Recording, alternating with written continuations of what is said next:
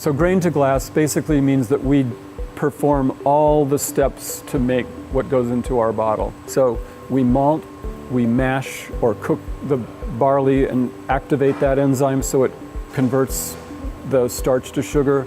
Then we ferment that, and then we distill it, and we barrel it, and then we bottle it. So that's basically what grain to glass means.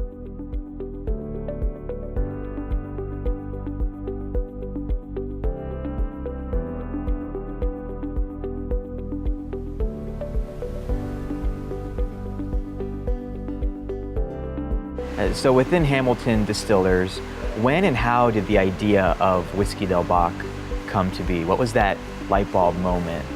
The original idea came from my wife, actually. We had a custom furniture company for about 30 years that specialized in mesquite wood.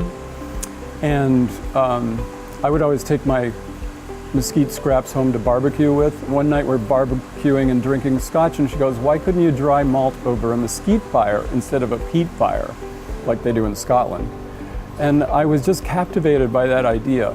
And so one thing led to another. Then in 2014, we got funding to do this whole 500-gallon system with a 5,000-pound malt house. Why do you think you're still Arizona's only malt house? This innovation has carried on since then in a really special way. Why? Actually, we're only one of about 7 or 8 distilleries in the country that we know of that malt our own barley. It's a hard process. It's time-consuming, it's labor-intensive, and so most people just don't want to do it. We had to do it because we couldn't find any mesquite smoked malt. It does help us a lot as far as the quality of our product, because we can control exactly the kind of flavor profile and characteristics of the malt that we make. And it also actually helps our story because we are somewhat unique in that regard. So it actually helps from a marketing standpoint too. Absolutely. You've maintained a certain size and a certain ability to remain really connected regionally and really intentional about the details of your art, of your craft. What was the decision-making process around that? How does that define your everyday operation? We do pay a lot of attention to the process, and that's why our whiskey is good.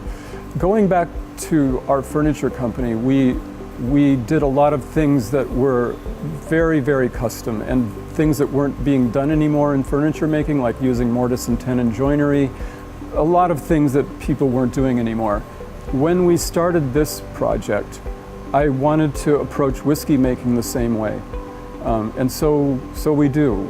We just pay a lot of attention and the details are important.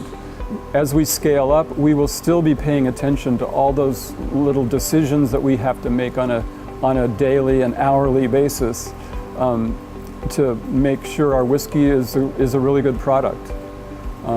It's really, really key.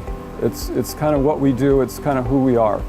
So yeah, that's a huge part of our whole ethos here is craft. Wonderful. Thank you. Yeah, thank you.